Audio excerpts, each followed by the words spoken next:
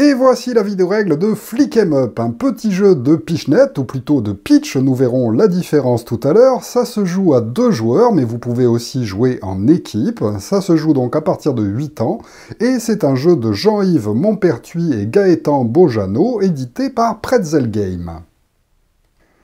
Au niveau matériel, eh bien tout d'abord un plateau qui n'est pas dans la boîte, donc il va vous falloir un endroit, soit une table en bois sur lequel peuvent bien glisser les pions, ou bien jouer carrément sur le parquet, un endroit de toute façon assez grand, et qui glisse bien.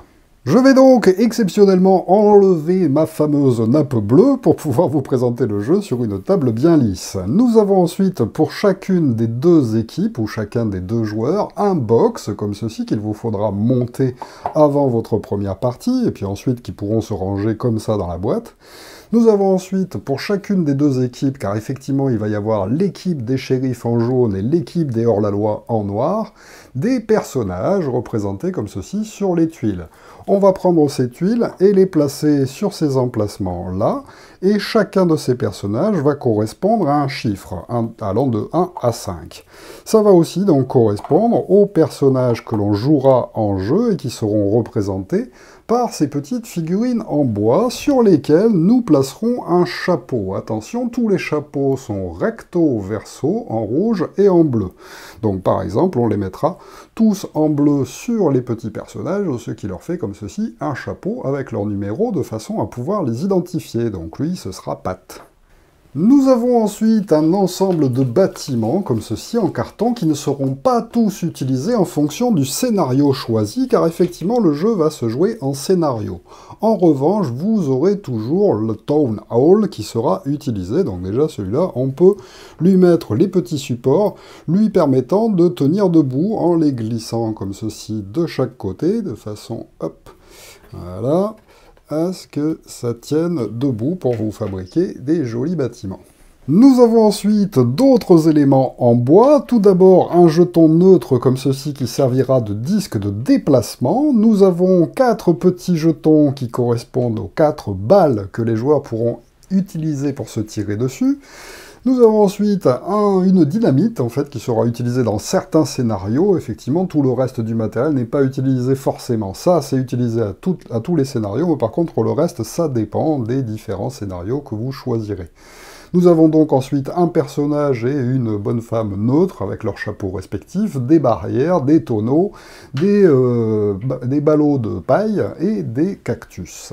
Enfin, nous avons un ensemble de pions cartonnés représentant des cœurs et qui serviront à comptabiliser les dégâts infligés aux différents personnages, un petit jeton avec un bretzel qui correspondra à l'initiative, et enfin un ensemble de jetons divers et variés qui serviront en fonction des scénarios. Il y a aussi un gabarit de Winchester qui servira aussi dans certains scénarios.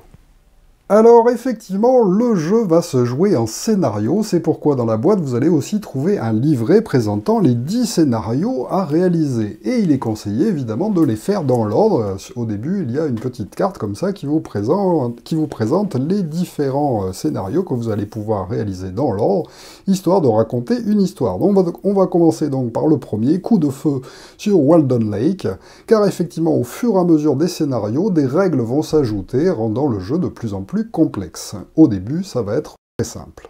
Alors, chaque scénario nous raconte une petite histoire. Coup de feu sur Walden Lake. Les cow-boys du ranch des Coopers s'amènent en ville, le shérif et son clan leur réservent un accueil glacial. Les Coopers sont précédés par leur réputation. Semer la terreur partout où ils passent. Le shérif les invite à quitter la ville sans faire d'histoire, mais les Coopers ne l'entendent pas ainsi. La tension monte au milieu de la ville et une bagarre ne tarde pas à éclater. Alors à chaque fois, il y aura toujours l'objectif qui indique comment est-ce qu'on gagne la partie. Donc par exemple, pour le clan du shérif, ce sera ici tuer 3 hors-la-loi, et pour le clan des hors-la-loi, tuer 3 cow-boys du clan du shérif. C'est assez simple. Ensuite, nous avons ici représenté combien de points de vie vont être attribués à chaque joueur en début de partie, et qui va commencer avec le jeton Pretzel.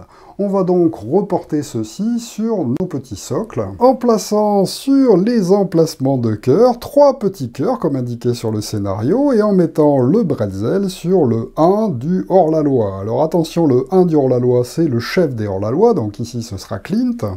Et le 1 de l'équipe des justiciers, c'est forcément le shérif. Ensuite, la carte nous indique comment placer le décor à peu près. Donc on essaye de suivre ce plan et de placer correctement les bâtiments et les personnages en faisant attention, car là sur le scénario, on nous indique que le shérif se trouve ici et que le chef des hors-la-loi se trouve là. Par contre, pour les autres, on peut mettre les chiffres dans n'importe quel ordre.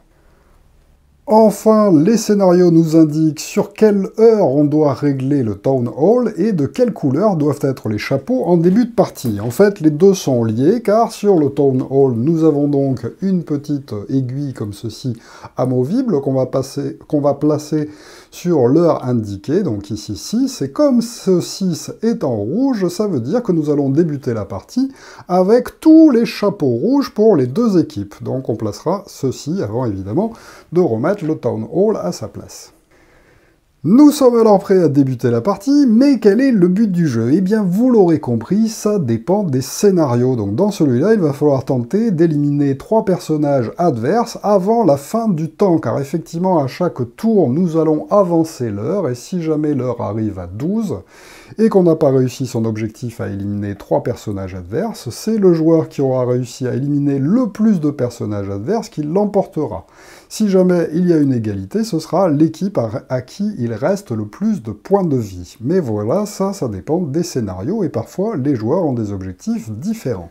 Alors, si vous jouez à 2 joueurs, eh bien, il n'y a pas de problème, vous allez jouer alternativement, en fait, vos personnages. Par contre, si vous jouez à plus de 2 joueurs, il faudra faire des équipes. Alors, c'est pas forcé que ce soit des équipes paires. Vous pouvez jouer, par exemple, 2 joueurs avec une équipe et 1 joueur avec l'autre équipe. À ce moment-là, si vous êtes plusieurs à jouer dans la même équipe, vous allez jouer à tour de rôle et il faudra décider avant de débuter la partie dans quel ordre vous jouerez. Donc par exemple, Yandrev, et puis en deuxième David, et puis en troisième Cynthia, dans la même équipe, et on jouera comme ça à tour de rôle pendant toute la durée de la partie. On ne pourra pas changer cet ordre entre les joueurs. En revanche, on pourra changer l'ordre dans lequel seront joués les personnages, car les personnages appartiendront à tout le monde. Alors la partie se déroule donc en différentes manches et on va commencer toujours par le personnage qui a reçu le bretzel en fonction du scénario. Ici c'est le chef des hors-la-loi, le 1, et nous avons décidé qu'il s'appellerait Clint. C'est donc le premier joueur de l'équipe des hors-la-loi qui va devoir bouger absolument Clint, le personnage numéro 1. Et donc, il décide de ce qu'il va faire, en sachant que chaque personnage va pouvoir faire 2 actions lors d'un tour. Ces 2 actions pourraient être choisies parmi se déplacer, et donc bouger le personnage, ou bien tirer, lui faire tirer pour essayer de dégommer les personnages adverses, ou bien utiliser une capacité spéciale qui se passe à l'intérieur des bâtiments. Mais dans ce premier scénario, les bâtiments seront condamnés, on a mis des petits marqueurs dessus, et donc les joueurs n'auront pas le droit d'y entrer, donc on a le choix uniquement entre se déplacer ou tirer, et comme on a droit à 2 actions, eh bien on peut faire soit l'une, soit l'autre 2 fois, soit les 2 différentes dans l'ordre que l'on souhaite.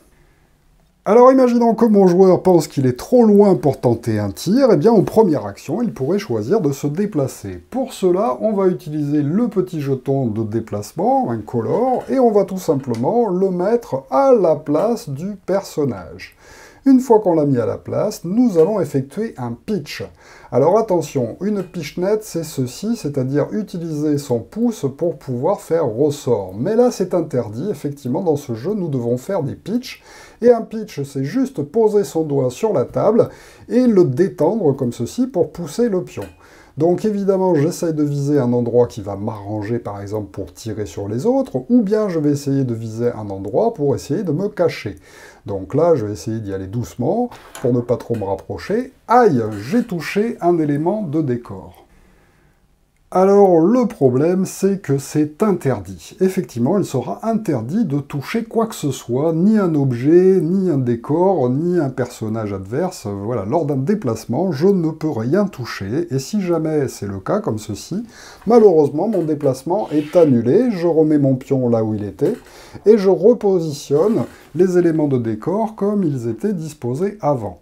Comme c'était ma première action, j'ai désormais le droit à une deuxième action. Donc soit j'essaye de me redéplacer, soit je tente un tir. Donc là, par exemple, je pourrais essayer de me redéplacer en me disant, bon, je vais essayer de viser un peu moins fort, voilà, hop, et là c'est bon. Quand on a réussi à se déplacer sans rien toucher, et bien à ce moment-là, on remplace tout simplement son jeton par son personnage, et on peut orienter son personnage dans n'importe quelle direction. Vous aurez compris que les joueurs vont se tirer les uns sur les autres, et donc pour ne pas se faire toucher, peut-être que le mieux est d'essayer de se mettre en diagonale par rapport à eux. Et voilà. Donc j'ai terminé mes 2 actions de mon tour, malheureusement, puisque j'ai raté mon premier déplacement. Mon tour est terminé, on passe aux adversaires. Mais avant cela, pour indiquer que j'ai déjà bougé cette figurine, eh bien c'est très simple, on va tout simplement retourner son chapeau sur l'autre face. Comme il est en bleu et que le tour est rouge, on sait que ce personnage ne pourra plus agir dans ce tour. On passe alors au premier joueur de l'équipe du shérif qui va pouvoir choisir, lui, de faire bouger n'importe quelle figurine. Effectivement, on est obligé en début de partie de bouger celui qui avait le bretzel, mais ensuite, quand c'est à l'autre équipe, là, il n'a pas de conditions particulières et il peut donc jouer le personnage qu'il souhaite. Imaginons que j'ai envie de jouer celui-ci, je décide, est-ce qu'il tire ou est-ce que je le fais bouger? D'abord, j'ai envie de le faire bouger, donc je le remplace comme d'habitude. Ensuite, j'effectue mon pitch, et puis je le replace à l'endroit où il est arrivé, donc par exemple ici. Et là, je vais être en bonne position pour essayer de tirer sur le vilain hors-la-loi. Alors pour effectuer un tir, on va utiliser les petites balles, c'est-à-dire les jetons comme ceci. On va les disposer à droite ou à gauche de notre personnage à une distance de 1 jeton gris. Donc voilà à peu près la même distance. Donc là je peux soit le placer ici avant d'effectuer mon tir, soit le placer là. Là, comme il y a le cactus qui risque de me gêner parce que j'ai envie de tirer sur le hors-la-loi, eh bien je peux très bien placer mon jeton à cet endroit-là. Et j'effectue alors mon pitch avec ce jeton-là pour essayer de faire tomber un des personnages adverses. Effectivement, pour véritablement le toucher, il va falloir qu'il tombe. Donc là, pan, c'est bon, j'ai réussi à le faire chuter. Alors, lorsqu'un cow-boy est ainsi touché, eh bien, on enlève tout simplement un de ses points de vie qu'on remet dans la boîte. Effectivement, il y a une petite fente derrière dans laquelle on peut glisser le point de vie. C'est assez anecdotique, on peut aussi le remettre dans une poche, mais bon, voilà, c'est assez rigolo. À ce moment-là, si le cow-boy touché a perdu son chapeau, on va lui remettre son chapeau sur la face sur laquelle il était. Donc là, par exemple, ce personnage avait déjà joué, donc on va lui remettre le côté bleu sur le dessus. Mais par contre, on va le laisser coucher, et voilà, il va rester comme ceci jusqu'à la manche suivante. Alors attention, pour qu'un tir soit considéré comme valide, il faut que ce soit un tir direct. Donc là, j'ai touché directement le personnage. Effectivement, la balle n'a pas le droit de rebondir sur un élément de décor avant de toucher un personnage. De la même façon, si elle touche plusieurs personnages, c'est seulement le premier personnage qui sera couché. Les autres seront relevés. Attention, si jamais on touche un de ses propres personnages, eh bien malheureusement, on le touche aussi, et donc on le laissera coucher.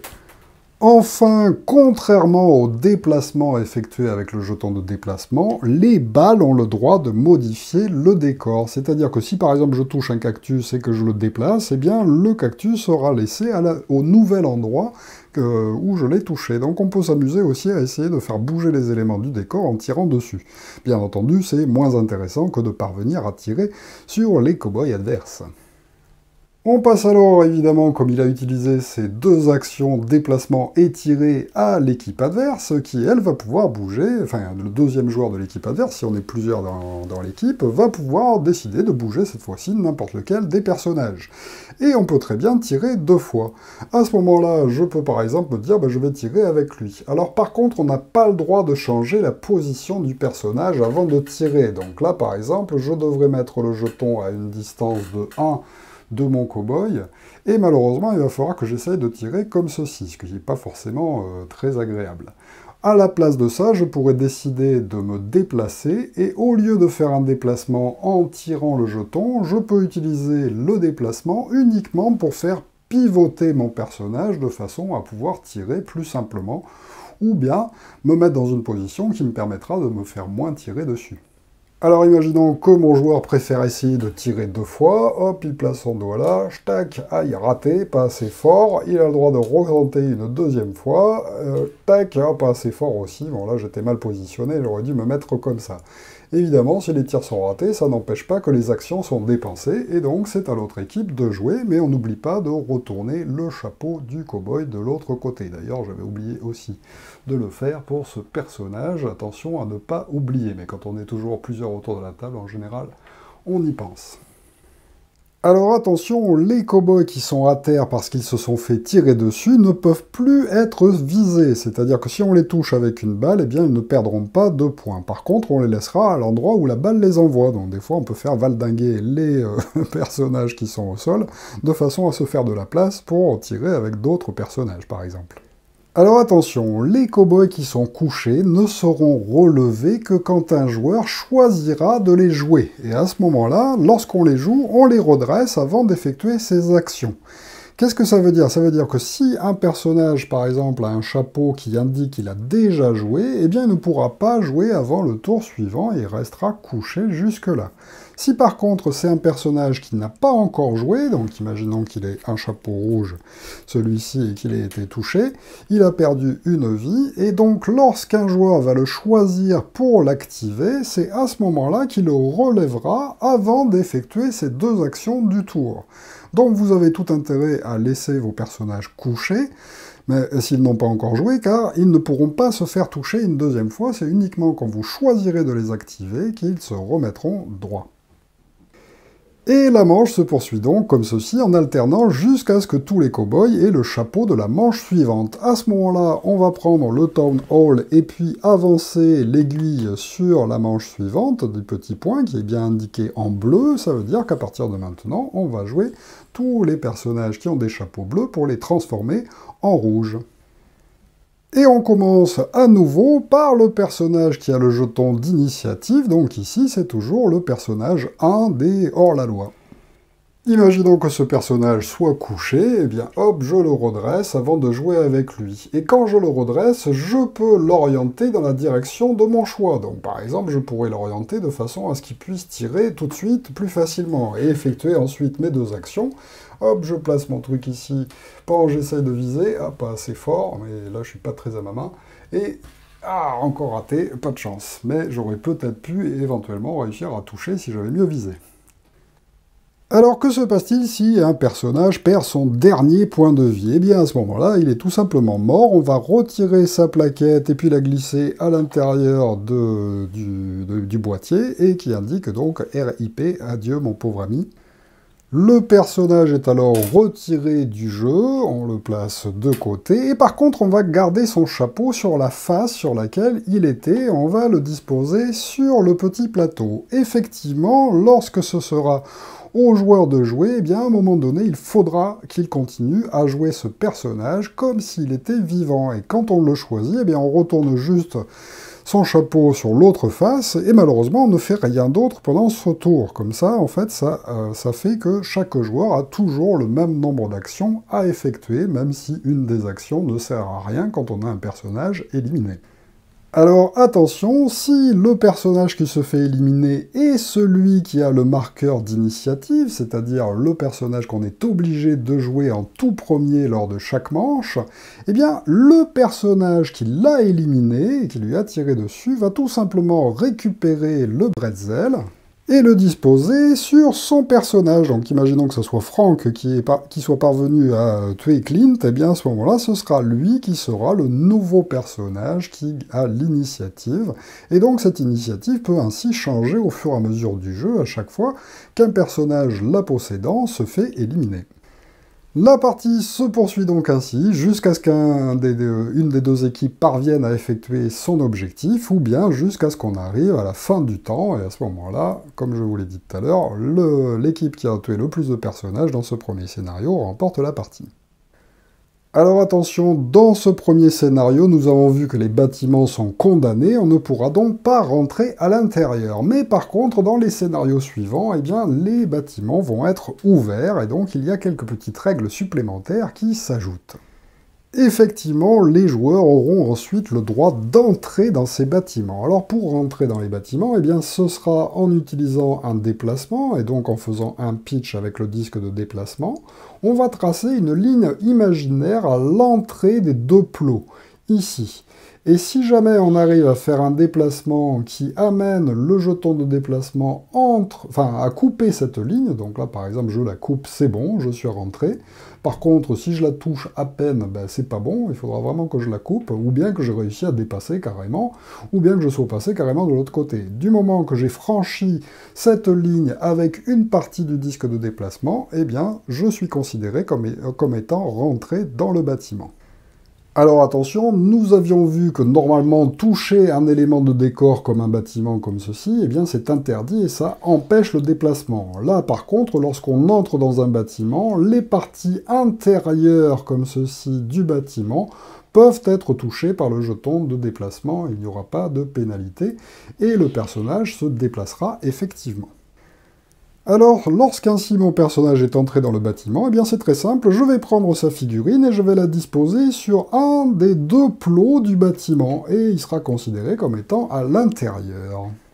Alors, quel avantage à rentrer dans un bâtiment? Eh bien, tout d'abord, se protéger, car effectivement, une fois qu'on est dans un bâtiment, plus personne ne peut nous tirer dessus. Effectivement, là, ça ne sert à rien, et on ne peut pas nous tirer. Et en plus de ça, nous, par contre, nous allons pouvoir tirer. Pour pouvoir tirer d'un bâtiment, le joueur va tout simplement prendre la balle, la disposer derrière le bâtiment, et il aura le droit de tirer à travers la porte, en faisant des pitchs. Donc là, je vais pas y arriver parce que je suis à l'envers, voilà, bon. Pour essayer de viser les personnages qui se trouvent à l'extérieur. Donc ça peut être sympa, même si la fenêtre de tir est un petit peu réduite par le bâtiment lui-même. Enfin, pour sortir d'un bâtiment, eh bien c'est très simple, on reprend le jeton de déplacement, on va le disposer derrière le bâtiment aussi, et puis hop, avec un pitch, on va pouvoir ressortir son personnage et le placer à l'endroit où est arrivé le pion de déplacement. Alors attention, les bâtiments sont recto-verso, c'est-à-dire que là, le salon, l'entrée du saloon, eh bien, elle est de ce côté-là. Effectivement, on n'a pas le droit d'entrer dans le saloon par l'autre côté. Donc sur les premières parties, on pourrait se dire, je vais faire le tour des bâtiments pour rentrer dedans en passant par derrière. Eh bien, c'est interdit. L'entrée est devant, et derrière, ça représente juste l'intérieur du bâtiment, d'où vous allez effectuer vos tirs de l'intérieur du bâtiment, ou d'où vous allez utiliser le jeton de déplacement pour en sortir. Enfin, vous pourrez aussi rentrer dans les bâtiments pour récupérer des objets spéciaux qui dépendront des scénarios, et le mieux c'est de découvrir en découvrant les scénarios quels seront les objets spécifiques que vous pourrez utiliser en les récupérant à l'intérieur des bâtiments. Il vous faudra tout d'abord rentrer dans le bâtiment et en général utiliser une action pour pouvoir prendre un jeton qui se trouve à l'intérieur du dit bâtiment. Alors vous allez peut-être me dire, oui, mais alors du coup c'est sympa parce qu'on rentre dans les bâtiments et puis on n'a qu'à y rester, et puis les autres ne peuvent pas nous tirer dessus, donc on est protégé. Oui, mais il va y avoir aussi une règle supplémentaire qui sera la règle du duel. Dans la règle du duel, eh bien lorsqu'un personnage adverse va rentrer à l'intérieur d'un bâtiment où se trouve déjà un ou plusieurs personnages adverses, eh bien à ce moment-là, il va y avoir un duel entre les deux. Alors le duel, eh bien vous allez disposer à côté de l'endroit où vous jouez un espace pour pouvoir faire les duels qui sera de la largeur de l'espace que vous utilisez pour jouer, donc la largeur de la table par exemple. Et c'est évidemment le joueur qui est entré à l'intérieur en deuxième, donc celui qui arrive, qui va pouvoir commencer le duel. À ce moment-là, eh bien c'est très simple, il va pouvoir disposer son pion comme d'habitude à côté de son personnage pour tenter de faire tomber l'autre qui se trouve à l'autre bout de la table. Et donc c'est pas très simple. Ah, faux tir, donc là c'était bien pourri. À ce moment-là, lorsque je rate, puisqu'en général je vais rater sur les premiers tirs, sauf si vraiment je suis très très fort, eh bien l'adversaire va pouvoir avancer. On va donc prendre le jeton de déplacement, le mettre devant lui, et il va avancer d'une largeur de jeton de déplacement, avant de lui aussi prendre son jeton et tenter de me tirer dessus. Bim, là vraiment coup de bol, mon personnage s'est fait tirer dessus. Sinon, s'il n'avait pas réussi à me tirer dessus, eh bien à ce moment-là, ça aurait été à moi d'utiliser le jeton de déplacement pour avancer encore d'un pas, et ainsi de suite de pas en pas, jusqu'à ce que l'un d'entre eux se fasse tirer dessus. À ce moment-là, celui qui s'est évidemment fait tirer dessus perd un point de vie. Celui qui a gagné le duel se replace dans le saloon, là par exemple, puisque ça se déroulait dans le saloon, et il va prendre le pion du personnage adverse, lui enlever son chapeau, le disposer derrière le bâtiment, et le balancer par un pitch, boum, à travers le bâtiment. Donc voilà, on essaie de tirer un peu plus fort que ça. Et l'endroit où le personnage est arrivé, eh bien c'est là qu'on lui remet son chapeau, et il va rester ici, il s'est fait salement expulser. Alors, si jamais il y a un duel à plusieurs, donc par exemple qu'un personnage entre alors qu'il y a déjà deux personnages adverses à l'intérieur, eh bien ça va être un duel à 2 contre 1. Donc c'est-à-dire qu'il va tirer en premier, mais ensuite les deux adversaires vont tous les deux avancer d'une distance avant de tirer chacun leur tour. Et ensuite, ce sera seulement à lui de pouvoir avancer encore et de tirer qu'une seule fois. Et puis aux autres d'avancer les deux personnages et de tirer avec chacun d'entre eux. Donc voilà, un duel à 2 contre 1, c'est quand même très très risqué, sauf si vous êtes vraiment sûr de votre adresse. Voilà donc pour Flick 'em Up, alors un jeu qui mélange, vous l'aurez compris, à la fois de l'adresse mais aussi de la tactique, car effectivement vous allez pouvoir vous cacher à certains endroits du plateau de jeu de façon à essayer d'être derrière un cactus par exemple. Ça peut être sympa car vous allez pouvoir tirer des deux côtés du cactus, mais les autres pour vous toucher vont être obligés de viser le cactus, et donc si jamais il vous déplace, ça vous fera peut-être déplacer, mais vous ne perdrez pas de points de vie. Donc voilà, il y a tout un aspect tactique aussi, et puis de décider, évidemment, si vous jouez à plus de 1 contre 1 dans l'équipe, on peut se concerter pour savoir quoi faire, ce qui fait que ça rallonge aussi la durée des parties. Il faut aussi le prendre en compte. Donc voilà, comptez quand même 45 minutes à 60 minutes, voire plus, sur les scénarios, qui se complexifient. Effectivement, il y a plein de petites règles supplémentaires, dont une avec la potence, c'est assez sympathique aussi, hein. Vous pourrez essayer de sauver des personnages, enfin voilà, donc il y a plein d'histoires avec de la dynamite, avec la Winchester aussi, qui sera aussi un objet spécial vous permettant de tirer plus facilement, car effectivement, vous allez pouvoir l'utiliser pour tirer comme ceci avec un gabarit qui vous guide un petit peu la balle, donc ça devient plus simple, et puis voilà, plein d'autres petites règles que je préfère vous laisser découvrir en jouant. Merci de m'avoir suivi, et à très bientôt pour une nouvelle vidéo règles. Au revoir.